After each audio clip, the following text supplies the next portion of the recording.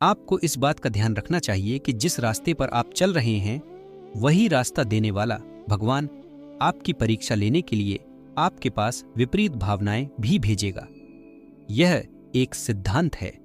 जब कोई भक्त इस तरह की भावनाओं से खुद को बचा लेता है तो नाम कीर्तन, श्री जी की सेवा और संत समागम उसे निश्चित रूप से मुक्त कर देते हैं। चाहे आप किसी भी संप्रदाय या मार्ग के उपासक हों, अध्यात्म का केवल एक ही प्रश्न है, सभी प्राणियों के प्रति दोषरहित होना। कई जन्मों तक भटकने के बाद अब हमें माया के बंधन से मुक्त होने का अवसर मिला है।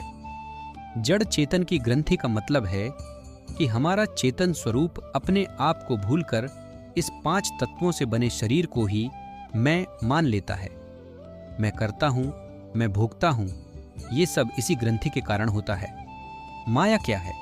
प्रभु के सिवा और कुछ भी देखना, सुनना, बोलना, करना, सूंघना या चखना सब माया है। मैं मेरा, तू तेरा, अच्छा बुरा, मान अपमान, निंदा स्तुति, सुख दुख, हानि लाभ, ये सब माया से ही उत्पन्न होते हैं।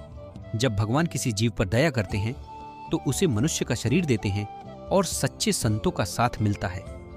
जब कोई भक्त भगवान के मार्ग पर चलना चाहता है तो माया अनेक तरह के विघ्न डालती है। माया के विघ्न माया हमारे अंदर और बाहर दोनों जगह विघ्न पैदा करती है। अंदर हमारी इंद्रियों देखना, सुनना, चखना आदि में चंचलता पैदा करती है ताकि हम विषयों में उलझ जाइए। बाहर विपत्ति, निंदा, अपमान और उपेक्षा के रूप में सामने आती है। यदि हमारे पास विवेक हो तो ये मुश्किलें भी हमारे राग लगाव को खत्म करने में मदद करती हैं, लेकिन विवेक की कमी होने पर हम लड़खड़ा जाते हैं। आज तक जिसे भी कुछ प्राप्त हुआ है वह केवल संत समागम से ही हुआ है। भगवान के स्वयं के वचन हैं, जिस तरह मैं सत्संग से वश में होता हूँ वैसा अन्य किसी साधना से नहीं। सावधान रहें, आपको हमेशा सावधान रहना है। माया अपने पार्षदों को रखती है जो साधु समागम की तरफ बढ़ने वाले के मन में विपरीत भावनाएं डालते हैं। इसलिए आपको यह सूत्र हमेशा याद रखना चाहिए, मेरे सिवा और कोई नहीं है, मतापतरम नान्यत किंचिदस्ति धनंजय। यह सूत्र आपको हर तरह की भगवान विरुद्ध बातों से बचाएगा। आपको हर प्राणी में अपने भगवान को देखना है, चाहे वह कितना भी पापी क्यों ना हो। यही हमारी बुद्धि का प्रकाश है। जिस स्कूल में हम पढ़ रहे हैं उसका सवाल यही है, प्रभु के सिवा कोई नहीं। अगर आप यह जान जाते हैं तो सब कुछ आसान हो जाएगा और आप जन्म मृत्यु के बंधन से मुक्त हो जाएंगे। संगति का महत्व, आप कभी ऐसी जगह मत जाइए जहां आपको निंदा करनी या सुननी पड़े, चाहे वह जगह कितनी भी महान क्यों ना हो। जहां हमारी बुद्धि उलझ जाए, जहां हमारा भाव खराब हो, वहां से दूर रहना चाहिए। अगर आप वृंदावन में यमुना किनारे अकेले बैठकर राधा राधा जपते हैं तो वही भगवान आपके पास चले आएंगे।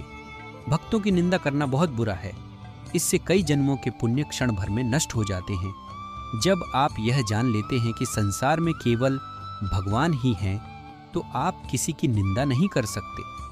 मन को वश में करें। माया आपके ऊपर अपना रंग फेंकती है और आपको उससे बचकर निकलना है। उसे लड़ना या जवाब देना नहीं है, क्योंकि ऐसा करने से आप भी उसके रंग में आ जाएंगे। अगर कोई आपको पीछे से लात भी मारे तो लौटकर मत देखो और आगे बढ़ जाओ। आने वाला समय ऐसा है कि आपको सच्चे संत और सत्संग मिलना बहुत मुश्किल हो जाएगा। आज मोबाइल ने बहुत कुछ बदल दिया है।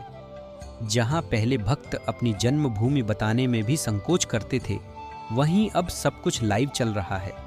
मोबाइल में गुण और दोष दोनों हैं। यह आपको संतों की वाणी और भगवान के चरित्र सुनने में मदद कर सकता है, लेकिन आपका मन आपको परमार्थ से भटका सकता है। इसलिए आपको सावधान रहना होगा। यह भगवान की माया का ही एक स्वरूप है कि वे हमें ऐसी स्थितियों में डालते हैं जहां से निकलना मुश्किल हो जाता है।